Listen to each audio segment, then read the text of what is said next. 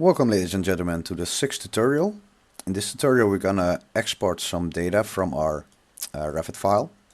So the first thing what we do is we open Dynamo. I already opened it, so let me grab it. Dynamo. And oh yeah, by the way, this is just an example project, so I added in some windows and some walls so we can extract the data from it. So if you open Dynamo,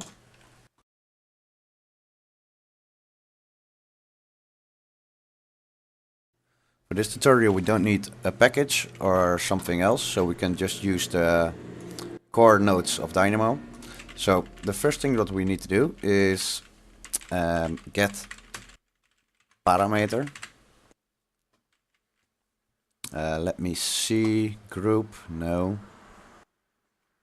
There is a node, get parameter value by name, yes.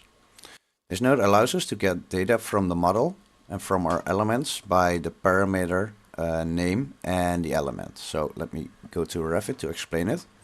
In Revit, if we select a wall, we have on the left side, in my case, the properties, and the parameter name is, for example, location line, base offset, structural, length, area, volume, and the value is the corresponding text or number on the other side. So the value of our length is 17,000 or 17 meters. So with the node element get parameter value by name, let me go back to Dynamo. This node allows us to get the value of the parameter. So that's the output, and the input is our element, which element we want which parameter from, and our other input is the parameter name. So what we need is, so first let's get a name. The name is a string value.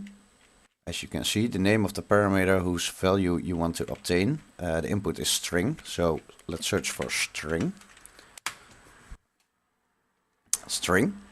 And let's connect it, and let's say from our walls, for example, we want, well, let's say the area, so we know how many stones there are in the wall. So I type in area, and it needs to be exactly the same as in Revit, so it is uppercase sensitive. So if I change this to a lowercase level, it won't work. Pay attention to that. So the second thing that we need is an element. In my case, I'm gonna filter all our walls. So for the example, let's search for category.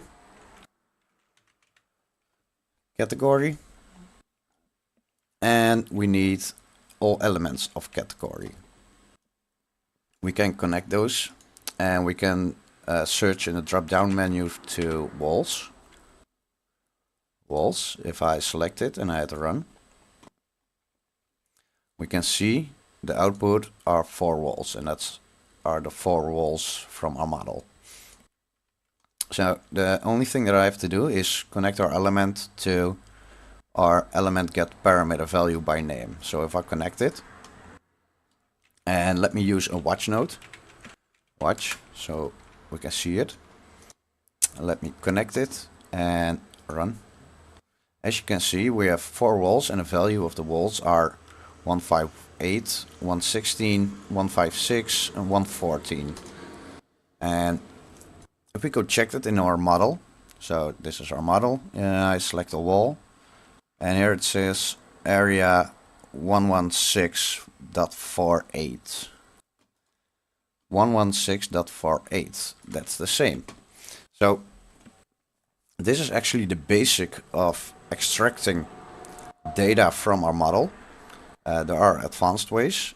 In the next chapter we're going to talk about the intermediate way. This is the very basic way. We didn't have a filter or something. We just ask for one parameter and one category. If you want another parameter, you simply copy and paste your element get parameter value by name, and you give it another name. So let's say length. If I copy my watch and I connect it like so, you can see it gives me the length of the walls. But The downside of this is you don't know which wall has which length. Sorry. So in this in this chapter for the basics, I'm gonna tell you how you can do that. We need to make a list. So let's type in list. And this list needs to contain our value and our elements. And for the other, the same. So let me copy the list. So for our other value. And we have our elements, all right? And if we now use a transpose node, transpose, swaps rows and columns in a list of lists. If there are some rows that are shorter than others, null values are inserted as piece holders. So what this does is it transposes our list. So let me watch our list. Oh, let me run it first. As you can see, we have list 0 with 4 items and list 1 with 4 items. If I use a transpose node, we get 4 lists with 2 items. So instead of 2 lists with 4 items, we get 4 lists with 2 items. So let me connect it so you guys can see it. Let's hit run. As you can see, we have lists 0, 1, 2, 3, 4 lists with each 2 items. So each list has a wall or element and the corresponding value of our parameter. You also can add the parameter name. So for example, if I want to say add a list, so this in item 2 and the length in item 1, and we say run, and we can see it gives us an error. But we have list 0, list 1 and list 2. Well, it gives us an error because you can't transpose lists with list 0 as a list and list 1 as a single item. So what you need to do is to create a list of our list 1. So how are we gonna do that? That's by using the repeat node. I thought repeat. I need to see it myself as well. So let's see, repeat item. Let's see, the description creates a list containing the given items of the given number of times. Yes, that's what we need. This allows us to create 4 times length. So let me show you. I say here item. This is our item. And the amount is as an integer or a number. So let's search for number. And we type in 4 because we have 4 elements in our list, in our big list. If I connect it, you can see, oh, let me run it first. You can see we have now a list with length, length, length, length. If we add this list to our bigger list and we say run, now you will see we have wall 269093 and the length is 22 meters. And it's for all our walls. But this is just one parameter. What if you want to add the other with the corresponding name? So what we do then is we delete the first list and we gonna expand our big list. So if I say our item 1, our walls, item 0, I'm sorry guys, item 1 is our length and item 2 is our value of the length. So item 3 should be our area and item 4 our value of that area. If I connect it like this and I say run, something went wrong again because we didn't repeat our area.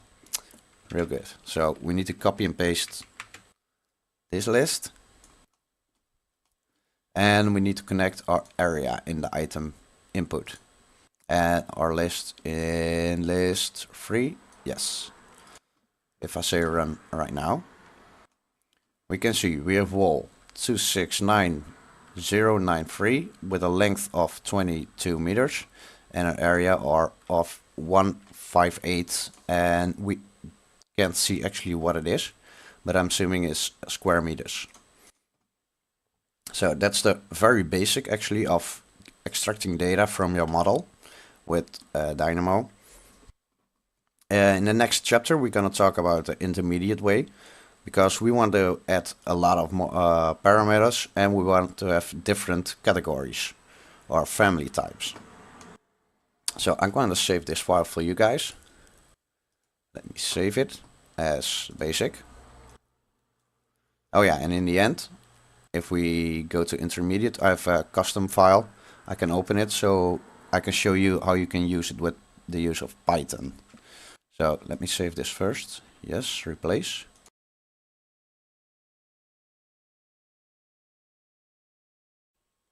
So welcome back.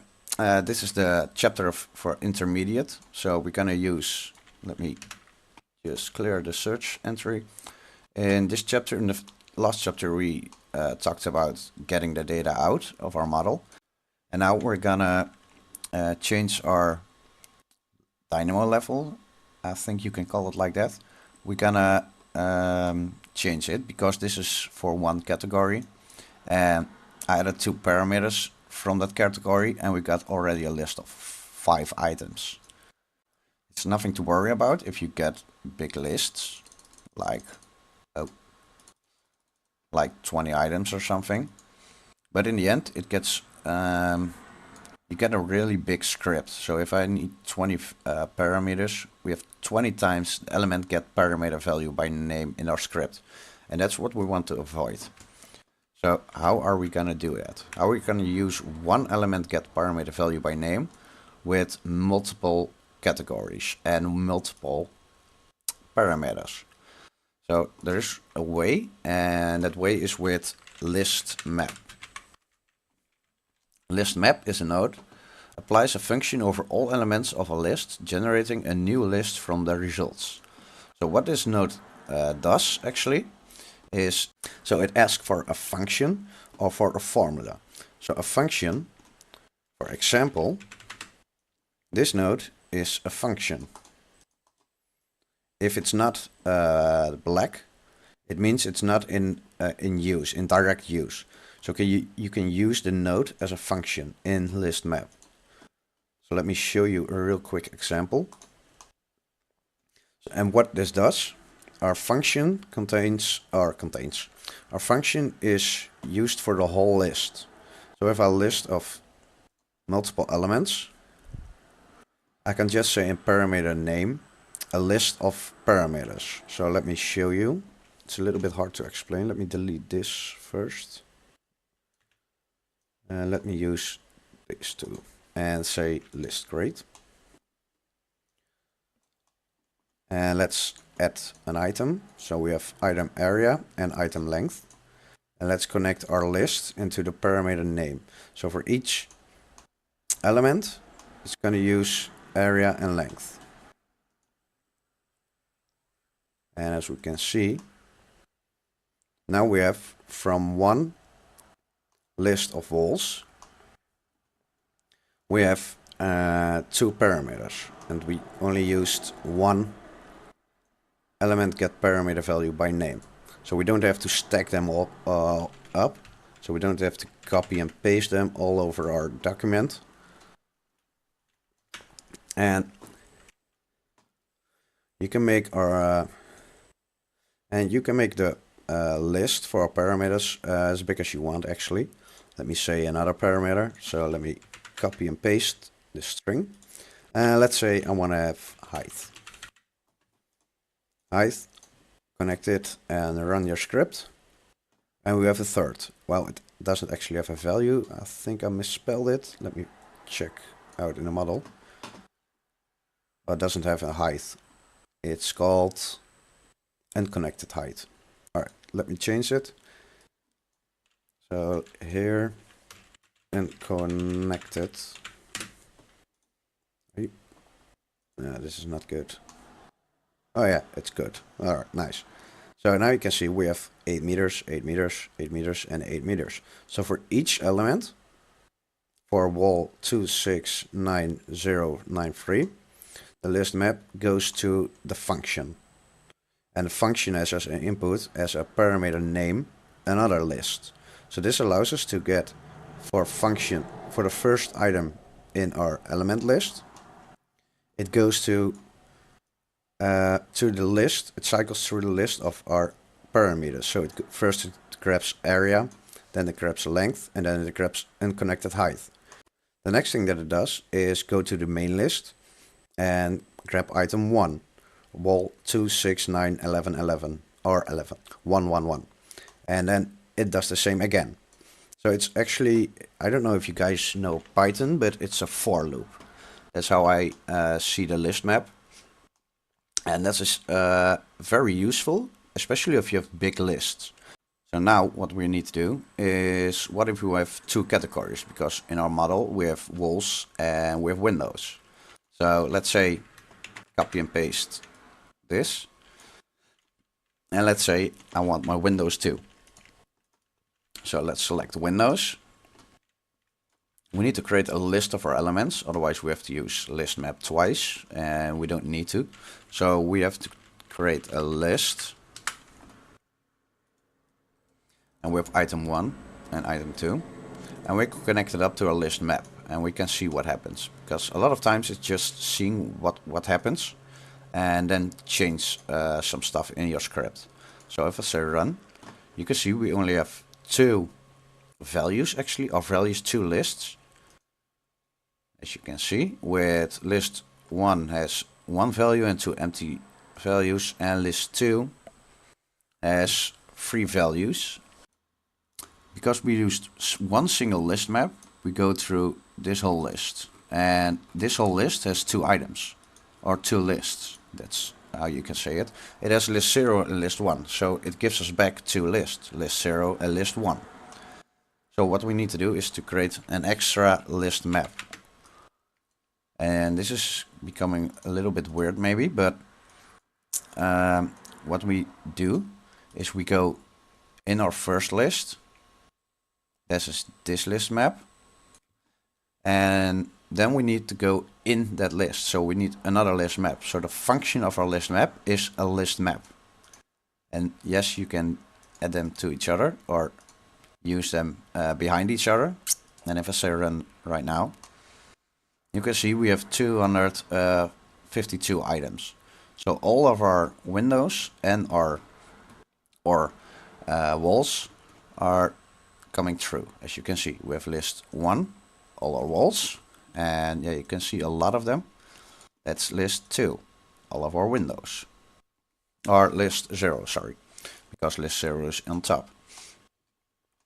So this is actually the intermediate way to extract data from your model.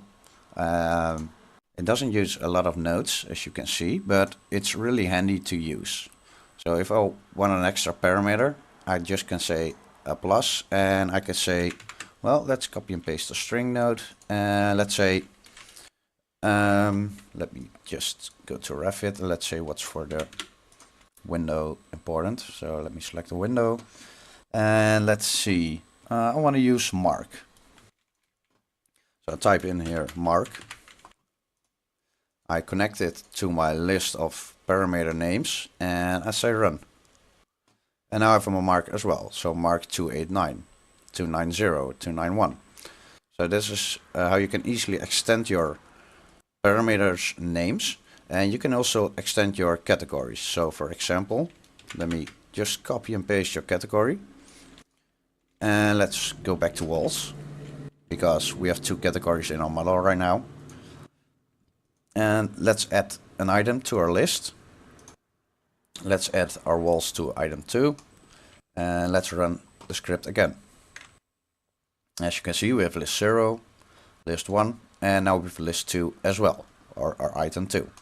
And it's corresponding values of the parameter of your element. So this is actually the more intermediate way. If you want to go to farther than this, you can sort on your element types, and you can use different parameters for searching, and you can, delete the empty lists, or the empty values. And that's actually the intermediate way. Let's go to our custom way, because that's interesting, because we use Python in our custom extracting data method. Let me just save this file as our custom. It isn't really advanced. Actually, it's not expert or something, but this is our script. I have here a parameter name. This is a code block, and I'll make a list of our parameter names. So H is volume, B is length, C is area, D is unconnected height, and E is base offset. So I make a list of A, B, C, D, E, and I put it in our script. The other item that I put in is the name of our category. So I can put in a code block with walls, or I can say I put in category. Doesn't really matter, but this is to use of categories easier because you don't always know the name of your category. So you can just scroll here, I want to have walls connected. And if I say run, you can see it gives us a lot of information actually. So let's close this list a little bit down like so. So what it does, it returns our parameter name where we are searching for. So the first thing what we searched was volume. It counts all of the volumes to each other. So we have a total of 109 cubic meters of volume of walls, because the category is walls. The length is 80,000 millimeters or 80 meters. And our area is 545, sorry. And that's in square meters. So, and now you're probably asking for how does Python know it's 109 cubic meters? And what if I want to check it? Well, we have a third list under it. And in this third list, we have from every wall data resources. So, for example, we have a volume of 31.6 cubic meters in wall 269093. And that's in the whole list. So for length it's exactly the same. If we open list 7, we can see wall 269093. It's 22,000 millimeters. This is to know which unit you are using, because the first time I made the script, I got it back in feet. And that's it for today. I hope you enjoyed this video. If you enjoyed this video, please hit the like button, and we'll see you next week.